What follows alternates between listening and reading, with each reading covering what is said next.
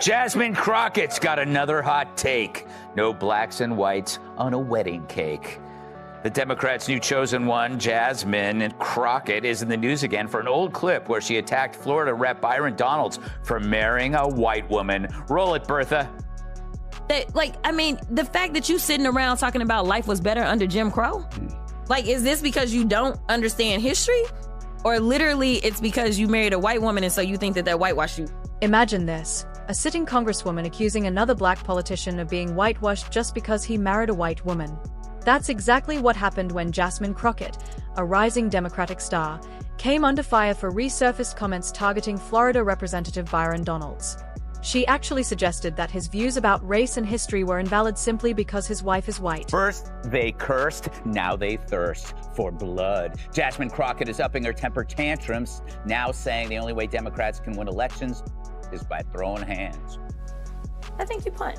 I think you're okay with you okay with punching. It's Ted Cruz. This dude has to be knocked over the head, hard, right? There is no niceties with him. At all. The video of her rant caught fire online. And that's when everything exploded. Enter the studio lights of late-night commentary, and there she was, Jasmine, front and center on national TV. Not for pushing new laws. Not for defending her community, but for throwing around hot takes like confetti. And that's not even the scandalous part. The real kicker? She used this bizarre moment to double down. Literally, it's because you married a white woman and so you think that whitewashed you. That's not very woke, is it? Of course, Crockett isn't the only Democrat who's opposed to interracial marriage. So, Dana, Governor Hot Wheels, she claims that it had nothing to do with the fact that he actually moves by wheels in a wheelchair, and he's good looking. Her cleanup. No backtracking. No apologies. Just pure chaos. And once the internet got hold of it, there was no stopping the memes, the commentary, and yes, the takedowns. People weren't just upset. They were confused. How did a congresswoman go from discussing civil rights to calling out interracial marriage like it was some kind of betrayal? By the way, before we continue, don't forget to like this video and subscribe to the channel. It really helps us grow and share more intriguing stories. Now, let's continue. Because this wasn't just a one-off moment. This was the beginning of a much bigger mess, one that would unfold in real time, live on television, with Greg Gutfeld locked and loaded, ready to turn this into one of the wildest political clashes you've seen in years. So much for Michelle Obama's when they go low, we go high. Crockett went as low as humanly possible by mocking Governor Greg Abbott for being paralyzed. We in these hot Texas streets, honey. Y'all know we got Governor Hot Wheels down there. Come on now. And the only thing hot about him is that he is a hot man. So there she was, Jasmine Crockett, back in the spotlight. But this time, it wasn't just a viral clip. It was live television, and Greg Gutfeld was waiting with a full arsenal of jokes, sarcasm, and brutal punchlines. This wasn't a debate, it was a televised roast session, and Crockett walked right into it like she was auditioning for an SNL sketch. Greg didn't hold back. From the moment she opened her mouth, he locked in like a heat-seeking missile. No polite disagreement. No gentle teasing. He tore through her talking points like they were made of tissue paper. Every wild rant, every over-the-top performance, he flipped it, twisted it, and turned it into comedy gold. Richard, I don't know about you, but I want to see way more of Jasmine Crockett. I want to see her everywhere. I think she is the perfect face of the modern Democrat Party. What say you? I do think that there are a lot of Democrats that really like Jasmine Crockett. But let's be very clear here, and let's acknowledge that the name calling is on both sides of the aisle. Everybody does it. It gins up the base. I mean, I think we can go through Donald Trump's greatest hits of name calling, and we can go blow for blow. And I think find one about a guy in a wheelchair. Jasmine Crockett's got another hot take.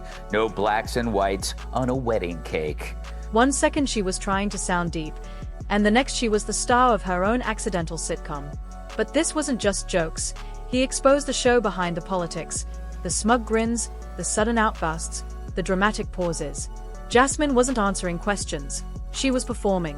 And Greg called it out, moment by moment, turning each clip into viral ammunition. People weren't just laughing at the jokes. They were stunned at how easily he unraveled her. It didn't feel like a political discussion. It felt like open MIC night gone horribly wrong. And the more she tried to regain control, the worse it got. Honey, Y'all know we got Governor Hot Wheels down there. Come on now. Whoa.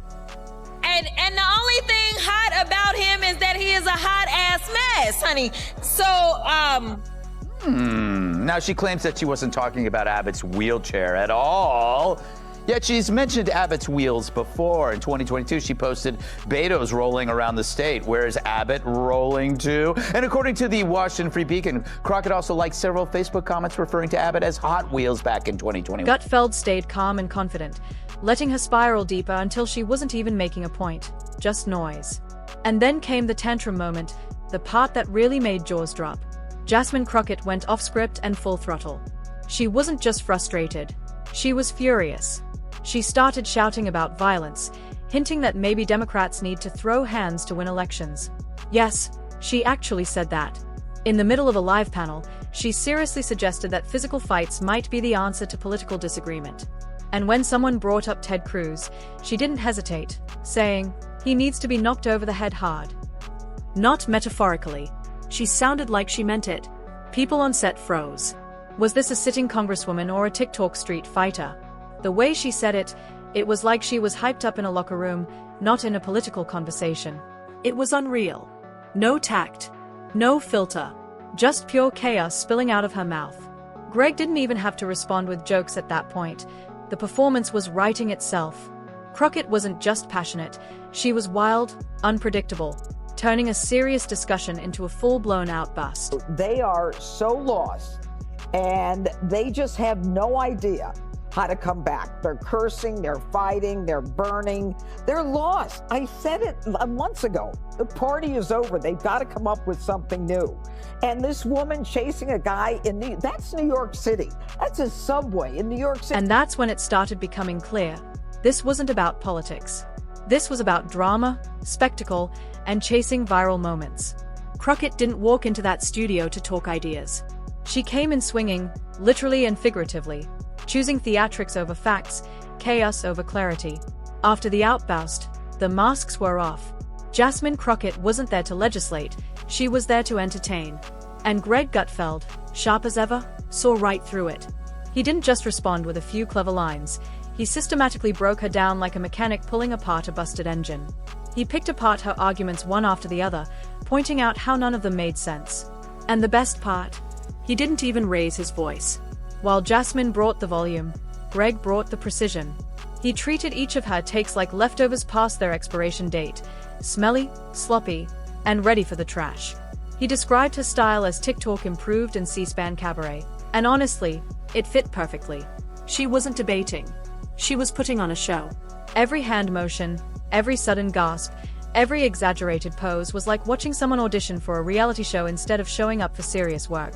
People online started saying what many were thinking. Is this even real? Has Congress turned into a talent competition? Gutfeld just leaned back, laid it all out, and let viewers come to their own conclusions. But the message was clear. Jasmine Crockett didn't come with facts. She came with fog machines and glitter. And at that point, it was no longer about policy. It was about exposure, who could go viral first, who could trend, and who could make the most noise. And Crockett? She was making plenty of it. Then came the clip that sealed the moment as pure madness. Jasmine Crockett, standing with that signature confidence, took a cheap shot at Texas Governor Greg Abbott, mocking him for being in a wheelchair. She actually called him Governor Hot Wheels. Not once, but multiple times. The audience didn't know whether to laugh, gasp, or hit the emergency exit. She didn't even try to hide it. On camera, in front of everyone, she called him a hot mess and dragged his disability into a political insult. And when people pushed back, she tried to spin it like she wasn't talking about his wheelchair at all. But receipts don't lie, she'd said it before. In 2022, she joked about where Abbott is rolling to. In 2021, she liked Facebook posts mocking his mobility. It wasn't a one-time slip, it was a pattern. Greg Gutfeld didn't have to exaggerate any of it. He just played the footage and let the words speak for themselves. The disrespect was loud and clear. And still, she acted like she was the victim. The room was in disbelief. This wasn't edgy humor or a political jab, this was cruelty dressed up as sass. Gutfeld called it out as shameless and unnecessary. And the fact that she said it with a grin made it even worse. It was a new low, even for a politician who had already made a name for turning chaos into a brand. But the real magic trick? Jasmine Crockett's bizarre ability to turn any serious topic into a full-blown improved session. You could be talking about border security or infrastructure and, within seconds, she'd be ranting about oppression, split ends, or how reality is just a suggestion. It's like watching someone grab a microphone and forget why they picked it up in the first place. Greg Gutfeld played clip after clip, showing how Crockett would hijack congressional hearings like they were open auditions. She didn't just speak, she performed. 1 second it's about taxes, the next she's snapping fingers like she's doing spoken word poetry. At one point, Greg joked that she doesn't need a podium, she needs fog machines, backup dancers, and a hype man. It was all volume and energy, but no direction. She turned every policy discussion into jazz hands and chaos. And Greg made sure everyone saw it. He even said watching her was like tuning into TMZ, not C-SPAN. Even worse, the drama was so intense you could practically hear the history books weeping. But she wasn't trying to educate or inform, she was chasing the spotlight. And every time she opened her mouth, it became more obvious this wasn't about serving the public. This was about going viral. Every issue became a stage, and every stage became a meltdown. And Crockett, she was ready for her close-up, whether she made sense or not. As the clips kept rolling, Greg took a step back, not to ease up, but to spotlight the irony. Here was Jasmine Crockett, desperate to be seen as serious, intelligent, and influential. Yet every appearance looked like a chaotic skit from a late-night comedy show. One moment she's pounding the table about justice, the next she's spiraling into a monologue that sounds like a motivational coach arguing with her own reflection. Greg painted the picture perfectly. Crockett didn't need a congressional office, she needed a stage and a fog machine. She was serving TMZ energy in a place built for laws and leadership. And what made it even more surreal? People were clapping. She'd say something confusing, off-topic, or downright false, and someone in the background would nod, give the approving or straight up applaud. Greg called it what it was, a trance. Like a room full of people too afraid to admit that nothing she said made sense. He compared it to being at a dinner party where someone suddenly declares the earth is flat and, instead of challenging it, everyone quietly passes the mashed potatoes. It wasn't conviction, it was confusion served with confidence. Jasmine didn't debate. She didn't argue. She performed. And Greg made one thing clear, this wasn't politics anymore. This was Congress turned cabaret, and Jasmine Crockett was the headliner of the night. At this point, Greg wasn't even roasting, he was diagnosing. He broke it down to the core. Jasmine Crockett's whole brand was built on chaos in a designer blazer. Her vibe? Outrage marketing dressed up as activism. Loud enough to trend. Vague enough to dodge accountability. And when it came to facts, forget it. Greg said watching her argue was like watching a cat chase a laser pointer. She darted from topic to topic, never landing on anything, and then blamed the furniture when it didn't make sense. Every sentence out of her mouth felt like a fire drill with no fire, just noise, confusion, and people praying it would end soon. But what really baffled Greg was how seriously she took herself. She wasn't just delivering wild, off-the-rails speeches, she genuinely believed she was speaking truth to power. And people were buying into it. The smirks, the finger snaps,